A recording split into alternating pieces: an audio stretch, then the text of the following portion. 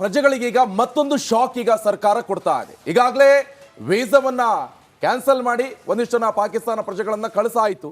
ಆದರೆ ಈಗ ಪಾಕಿಸ್ತಾನಿ ಪ್ರಜೆಗಳ ಆಸ್ತಿ ಸಾಕಷ್ಟು ಇದೆ, ಅದು ಕೂಡ ಭಾರತದಲ್ಲಿ. ಅದನ್ನ ಈಗ ಸರ್ಕಾರ ಹರಾಜು ಹಾಕ್ತಾ ಇದೆ. ಕರ್ನಾಟಕದಲ್ಲೂ ಇದೆ ಶತ್ರು ರಾಷ್ಟ್ರದ ಪ್ರಜೆಗಳ ಆಸ್ತಿ.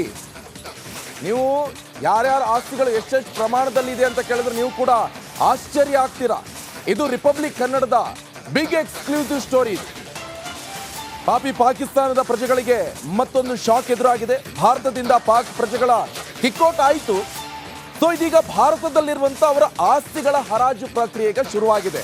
ಕರ್ನಾಟಕದಲ್ಲೂ ಸಾಕಷ್ಟು ಇದೆ ಶತ್ರು ರಾಷ್ಟ್ರದ ಪ್ರಜೆಗಳ ಆಸ್ತಿ. ಯಾರ ಆಸ್ತಿಗಳು ಎಷ್ಟು ಪ್ರಮಾಣದಲ್ಲಿದೆ ನೀವು ಕೂಡ ಡೀಟೇಲ್ಸ್ ಕೊಟ್ರೆ ಈಗ ದಂಗ್ ಬಡ್ದು ಹೋಗ್ತೀರಾ ಎಷ್ಟೆಷ್ಟು ಆಸ್ತಿ ಇದೆ ಅಂತ. ಇವೆಲ್ಲವೂ ಕೂಡ ಶತ್ರು ರಾಷ್ಟ್ರಗಳ ಆಸ್ತಿ. ಇದು ಅಂದ್ರೆ ಪಾಕಿಸ್ತಾನ ಪ್ರಜೆಗಳ ಆಸ್ತಿ. ಅವರು ಈಗಾಗಲೇ ವೀಸಾ ಕ್ಯಾನ್ಸಲ್ ಮಾಡಿಬಿಟ್ಟು ಗಂಟು ಮೂಟೆ ಕಟ್ಬಿಟ್ಟು ಅಟಾರಿ ಈ ಬಾರ್ಡರ್ ಮುಖಾಂತರ ವಾಪಸ್ ಕಳಿಸಾಯಿತು. ಸೊ ಇಂಥ ಸಂದರ್ಭದಲ್ಲಿ ಆಸ್ತಿಗಳು ಸಾಕಷ್ಟು ಭಾರತದಲ್ಲಿದೆ, ಅದು ಕೂಡ ಕರ್ನಾಟಕದಲ್ಲಿ ಸಾಕಷ್ಟು ಆಸ್ತಿ ಇರುವಂಥದ್ದು. ಈಗ ಸರ್ಕಾರ ಹರಾಜು ಪ್ರಕ್ರಿಯೆ ಕೂಡ ಇಟ್ಟಿದೆ.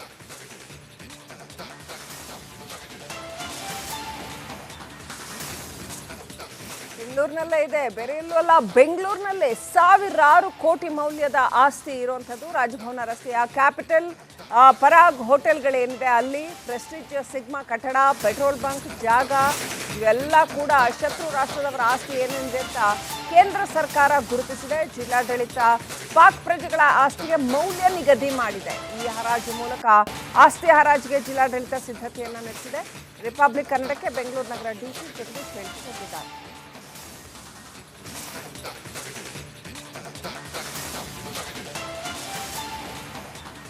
ಈಗಾಗಲೇ ಭಾರತ ಪಾಕಿಸ್ತಾನಕ್ಕೆ ತಕ್ಕ ಉತ್ತರವನ್ನು ಕೂಡ ಕೊಡ್ತಾ ಇದೆ. ಪಾಕಿಸ್ತಾನದ ಏನು ಉಗ್ರಗಾಮಿಗಳನ್ನ ಮಟ್ಟ ಹಾಕುವಂತಹ ಕೆಲಸ ಕೂಡ ಮಾಡ್ತಾ ಇದೆ. ಅದರ ಜೊತೆಗೆ ಭಾರತದಲ್ಲಿರುವಂತಹ ಶತ್ರುಗಳ ಆಸ್ತಿಯನ್ನು ಹರಾಜು ಮಾಡುವಂತಹ ಕೆಲಸ ಕೂಡ ಮಾಡಲಾಗ್ತಿರುವಂಥದ್ದು. ಹಾಗಿದ್ರೆ ಏನಿದು ಶತ್ರುಗಳ ಆಸ್ತಿ ಅನ್ನೋದ್ರ ಬಗ್ಗೆ ಮಾತಾಡೋಕೆ ನಮ್ಮ ಜೊತೆಗೆ ಸ್ವತಃ ಬೆಂಗಳೂರು ನಗರ ಜಿಲ್ಲಾಧಿಕಾರಿ ಆಗಿರುವಂತಹ ಜಗದೀಶ್ ಇದ್ದಾರೆ. ಸರಿ, ಶತ್ರುಗಳ ಆಸ್ತಿ ಅಂದರೆ ಏನು ಸರ್?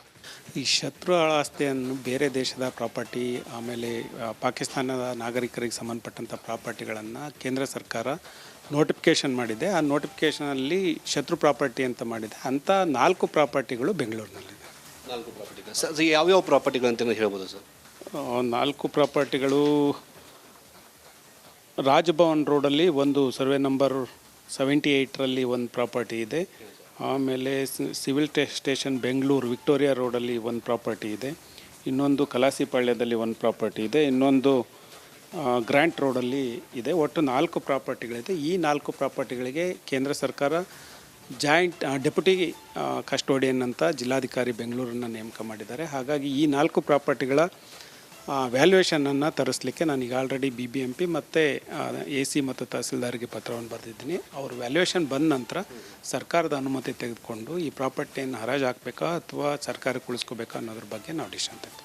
ಸರ್, ಇದು ಯಾವುದು ಪ್ರಾಪರ್ಟಿ ಸರ್? ಇದು ಮೂಲತಃ ಇದರ ಓನರ್ ಯಾರಾಗಿರ್ತಾರೆ? ಇದನ್ನು ಎನಿಮಿ ಪ್ರಾಪರ್ಟಿ ಅಂತ ಹೇಗೆ ಘೋಷಣೆ ಮಾಡಲಾಗಿತ್ತು ಸರ್? ಮೇರಿಯಂ ಮಿರ್ಜಾ ಅನ್ನೋರು ಪ್ರಾಪರ್ಟಿ ಓನರ್ ಆಗಿರ್ತಾರೆ, ಮೊದಲನೇ ಪ್ರಾಪರ್ಟಿ. ಇನ್ನೊಂದು ಜೋಸೆಫೆನ್ ಝೇವಿಯರ್ ಅಂತ ಇನ್ನೊಬ್ರು ಇದ್ದಾರೆ. ಸೈಯದ್ ಒಬೇದುಲ್ಲಾ ಅಂತ ಇದ್ದಾರೆ. ಮೈಕೆಲ್ ಥಾಮ್ ಅಂತ ಇಷ್ಟು ಜನ ಪ್ರಾಪರ್ಟಿ ಓನರ್ಸ್ ಇದ್ದಾರೆ.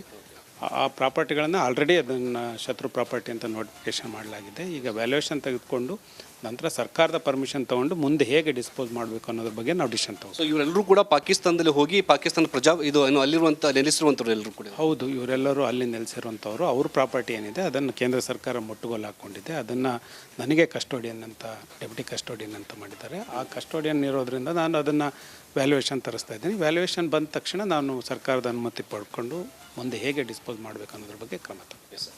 ಇದು ಜಿಲ್ಲಾಧಿಕಾರಿ ಇರುವಂತಹ ಜಗದೀಶ್ ಅವರ ಮಾತು. ಅಂದರೆ ಈ ಒಂದು ಶತ್ರುಗಳ ಆಸ್ತಿಯನ್ನು ಹರಾಜು ಹಾಕುವಂತಹ ಪ್ರಕ್ರಿಯೆ ಈಗಾಗಲೇ ಶುರುವಾಗಿದೆ.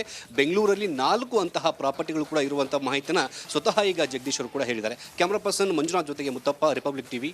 ಪಾಕಿಸ್ತಾನದ ಪ್ರಜೆಗಳಿಗೆ ಈಗ ಮತ್ತೊಂದು ಶಾಕ್ ಈಗ ಸರ್ಕಾರ ಕೊಡ್ತಾ ಇದೆ. ಈಗಾಗಲೇ ವೀಸಾವನ್ನ ಕ್ಯಾನ್ಸಲ್ ಮಾಡಿ ಒಂದಿಷ್ಟು ಪಾಕಿಸ್ತಾನ ಪ್ರಜೆಗಳನ್ನ ಕಳಿಸಾಯಿತು.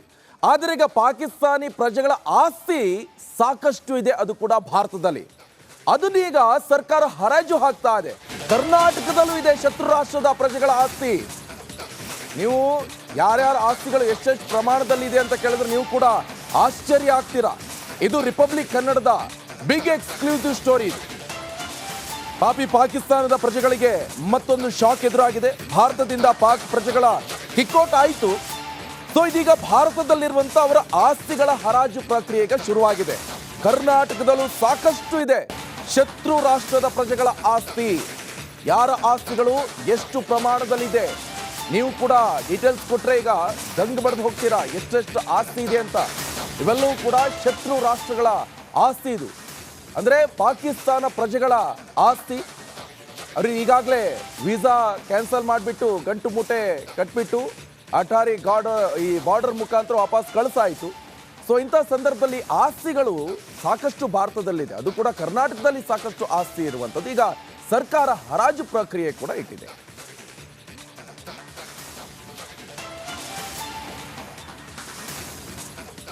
ಬೆಂಗಳೂರಿನಲ್ಲೇ ಇದೆ, ಬೇರೆ ಎಲ್ಲೂ ಅಲ್ಲ. ಬೆಂಗಳೂರಿನಲ್ಲೇ ಸಾವಿರಾರು ಕೋಟಿ ಮೌಲ್ಯದ ಆಸ್ತಿ ಇರುವಂಥದ್ದು ರಾಜಭವನ ರಸ್ತೆಯ ಕ್ಯಾಪಿಟಲ್ ಪರಾಗ್ ಹೋಟೆಲ್ಗಳೇನಿದೆ ಅಲ್ಲಿ ಪ್ರೆಸ್ಟೀಜ್ ಸಿಗ್ಮಾ ಕಟ್ಟಡ, ಪೆಟ್ರೋಲ್ ಬಂಕ್ ಜಾಗ ಇವೆಲ್ಲ ಕೂಡ ಶತ್ರು ರಾಷ್ಟ್ರದವರ ಆಸ್ತಿ ಏನಿದೆ ಅಂತ ಕೇಂದ್ರ ಸರ್ಕಾರ ಗುರುತಿಸಿದೆ. ಜಿಲ್ಲಾಡಳಿತ ಪಾಕ್ ಪ್ರಜೆಗಳ ಆಸ್ತಿಗೆ ಮೌಲ್ಯ ನಿಗದಿ ಮಾಡಿದೆ. ಈ ಹರಾಜು ಮೂಲಕ ಆಸ್ತಿ ಹರಾಜಿಗೆ ಜಿಲ್ಲಾಡಳಿತ ಸಿದ್ಧತೆಯನ್ನು ನಡೆಸಿದೆ.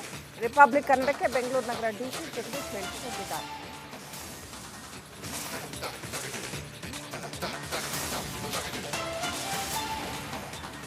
ಈಗಾಗಲೇ ಭಾರತ ಪಾಕಿಸ್ತಾನಕ್ಕೆ ತಕ್ಕ ಉತ್ತರವನ್ನು ಕೂಡ ಕೊಡ್ತಾ ಇದೆ. ಪಾಕಿಸ್ತಾನದ ಏನು ಉಗ್ರಗಾಮಿಗಳನ್ನ ಮಟ್ಟ ಹಾಕುವಂತಹ ಕೆಲಸ ಕೂಡ ಮಾಡ್ತಾ ಇದೆ. ಅದರ ಜೊತೆಗೆ ಭಾರತದಲ್ಲಿರುವಂತಹ ಶತ್ರುಗಳ ಆಸ್ತಿಯನ್ನು ಹರಾಜು ಮಾಡುವಂತಹ ಕೆಲಸ ಕೂಡ ಮಾಡಲಾಗ್ತಿರುವಂಥದ್ದು. ಹಾಗಿದ್ರೆ ಏನಿದು ಶತ್ರುಗಳ ಆಸ್ತಿ ಅನ್ನೋದ್ರ ಬಗ್ಗೆ ಮಾತಾಡೋಕೆ ನಮ್ಮ ಜೊತೆಗೆ ಸ್ವತಃ ಬೆಂಗಳೂರು ನಗರ ಜಿಲ್ಲಾಧಿಕಾರಿ ಆಗಿರುವಂತಹ ಜಗದೀಶ್ ಇದ್ದಾರೆ. ಸರ್, ಈ ಶತ್ರುಗಳ ಆಸ್ತಿ ಅಂದರೆ ಏನು ಸರ್? ಈ ಶತ್ರುಗಳ ಆಸ್ತಿಯನ್ನು ಬೇರೆ ದೇಶದ ಪ್ರಾಪರ್ಟಿ, ಆಮೇಲೆ ಪಾಕಿಸ್ತಾನದ ನಾಗರಿಕರಿಗೆ ಸಂಬಂಧಪಟ್ಟಂಥ ಪ್ರಾಪರ್ಟಿಗಳನ್ನು ಕೇಂದ್ರ ಸರ್ಕಾರ ನೋಟಿಫಿಕೇಷನ್ ಮಾಡಿದೆ. ಆ ನೋಟಿಫಿಕೇಷನಲ್ಲಿ ಶತ್ರು ಪ್ರಾಪರ್ಟಿ ಅಂತ ಮಾಡಿದೆ. ಅಂಥ 4 ಪ್ರಾಪರ್ಟಿಗಳು ಬೆಂಗಳೂರಿನಲ್ಲಿದೆ. 4 ಪ್ರಾಪರ್ಟಿಗಳು ಸರ್, ಯಾವ್ಯಾವ ಪ್ರಾಪರ್ಟಿಗಳು ಅಂತ ಹೇಳ್ಬೋದು ಸರ್? 4 ಪ್ರಾಪರ್ಟಿಗಳು ರಾಜಭವನ್ ರೋಡಲ್ಲಿ ಒಂದು ಸರ್ವೆ ನಂಬರ್ 78ರಲ್ಲಿ ಒಂದು ಪ್ರಾಪರ್ಟಿ ಇದೆ. ಆಮೇಲೆ ಸಿವಿಲ್ ಸ್ಟೇಷನ್ ಬೆಂಗಳೂರು ವಿಕ್ಟೋರಿಯಾ ರೋಡಲ್ಲಿ ಒಂದು ಪ್ರಾಪರ್ಟಿ ಇದೆ.